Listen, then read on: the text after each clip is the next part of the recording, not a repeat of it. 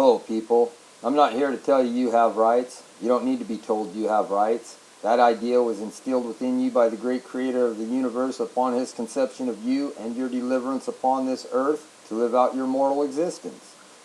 It is obvious, though, that you need to be reminded and informed on how to stand up for your rights individually, while at the same time creating a unity among us, we the people, a unity bureaucrats, politicians, and judges fear so much.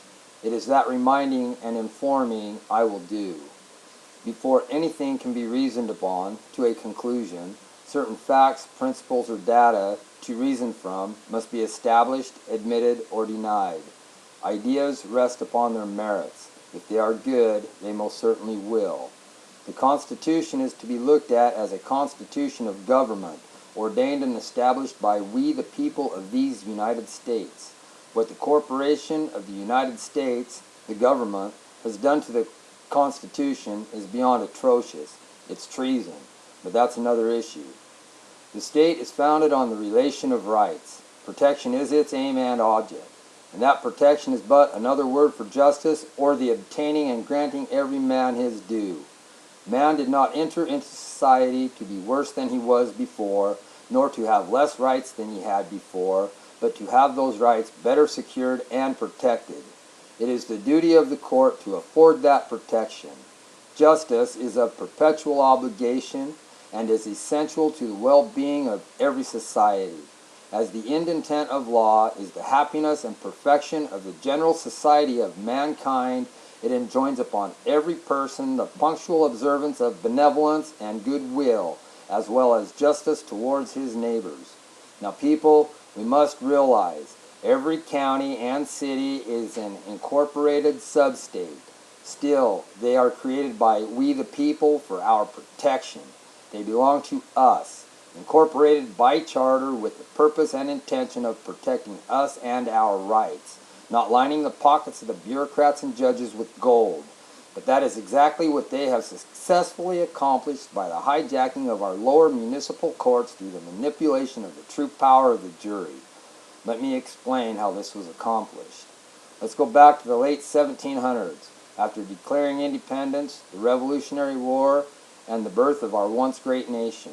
See, most colonists, including the founding fathers, were highly knowledgeable in the field and study of law. They also knew their rights. They had just warred for years against King George III and the British regulars in the fight of their life for their rights. They also knew the only way to protect and maintain those rights was to establish a system of law with a buffer zone between the tyrannical oppression of government and liberty.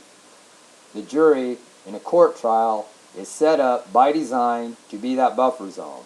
See, people, the truth about court is the jury is actually the judge, and the judge is just an administrator to ensure the proceedings are conducted according to due process.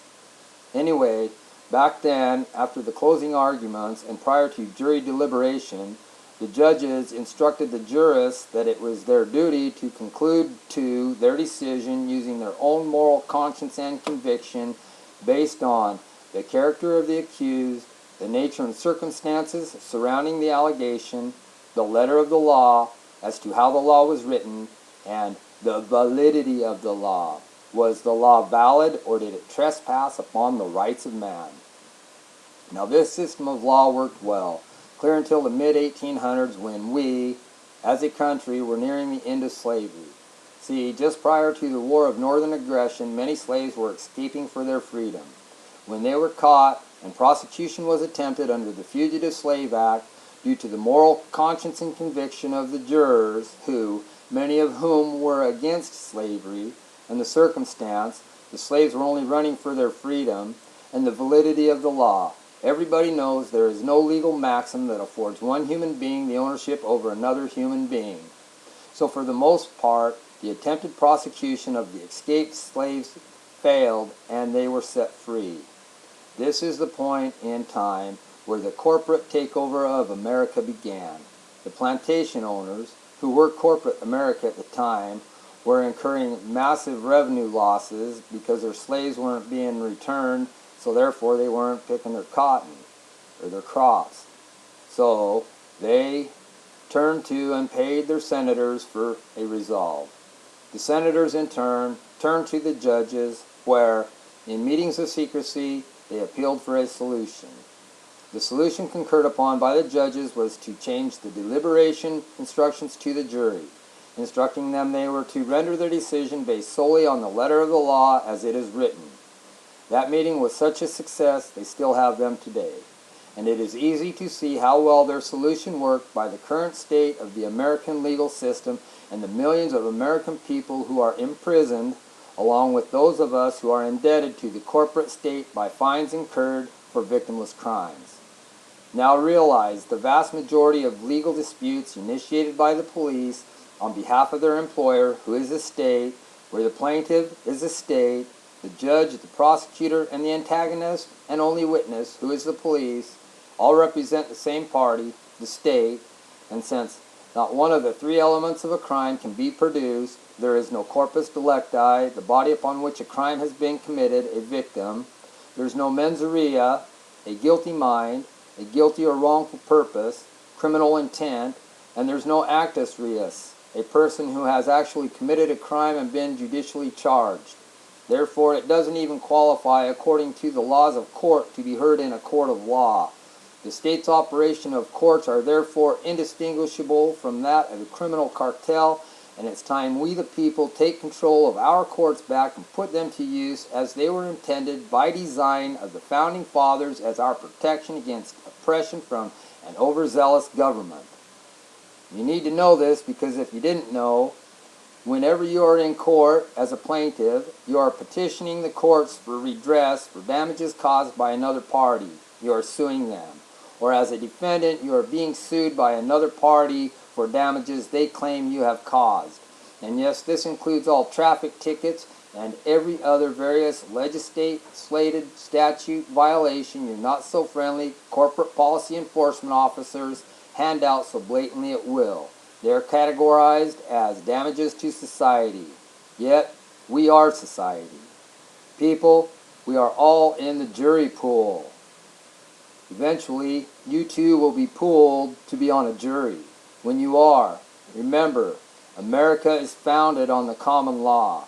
To make the conception of common law simple, if there is no victim, there is no crime. Unless someone has received an actual injury from another body, be it a physical damage, the loss of life, limb, or liberty, or the loss or damage to any part of his property included in the entire wealth of his estate, no crime has been committed. All men are therefore free to do their will so long as he keeps his evils and wickedness to himself and does not offend against public rules of decency. He has committed no crime and is beyond the reach of corporate municipal law. So when you are pooled to be on a jury, stop being the puppets of corporate America thugs by aiding and abetting them in the extortion of your fellow Americans' liberty and freedom to survive. Those Americans are your blood, your mothers, fathers, brothers, sisters, grandmas, grandpas, aunts, uncles, cousins, and neighbors. By finding we the people guilty of the corporate, legislated, bullshit, victimless, no crime charges enacted for the profit of the corporation, by knowing and allowing these atrocities to occur, you are just as guilty to the extortion as the corporation. So jurists, remember, no victim, no crime, not guilty. It's called jury lawlessness. And with that, jury lawlessness, you alone as a single jurist have the power and fate of another human being in your hands. No judge, no senator, nobody, not even the president, can force you to choose what you believe in to be a crime. No victim, no crime, not guilty. And people, unless you have actually caused an injury to another person, stop going into court and pleading guilty to the bullshit lies of crime. Demand your right to the jury trial. If enough of us will do this, the courts will be so overwhelmed with jury trials, scheduling will be near impossible. With that, and enough people in the jury pool with the knowledge of the jury is the answer, no victim, no crime, not guilty, by the failure of conviction on all these legislated victimless crimes, they will be rendered a waste of effort, time, and money. Legislators will have no choice but to repeal the legislated victimless crimes. Come on, people. It's time to unite and repeal this corporate takeover in the courts established by the Founding Fathers as our weapon against tyranny. Together, we can take our country back, one corporated, legislated, victimless, non-crime court case at a time. The only thing worse than knowing your rights and liberties are being eroded away is allowing it to continue to happen. Knowledge is the beginning of reason. Reason and ignorance, the opposites of each other, influence the great bulk of mankind. If either of these can be rendered extensive in a country, the machinery of government goes easily on. Reason shows itself, and ignorance submits to whatever is dictated to it. I have presented the knowledge. It is up to us to show our cause and reason. With enough people in on the jury is the answer solution, we can bring this corporate government to her knees.